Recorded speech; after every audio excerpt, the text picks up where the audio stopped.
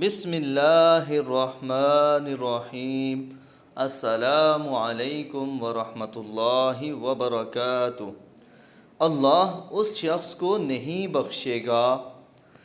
رسول اللہ صلی اللہ علیہ وآلہ وسلم نے بیان فرمایا، ایک شخص بولا کہ اللہ کی قسم، اللہ تعالی فلاں شخص کو نہیں بخشے گا، اور اللہ تعالیٰ نے فرمایا کہ وہ کون ہے جو قسم کھاتا ہے کہ میں فلاں کو نہ بخشوں گا، میں نے اس کو بخش دیا، اور اس کے جس نے قسم کھائی تھی سارے اعمال لغو یعنی بیکار کر دیے۔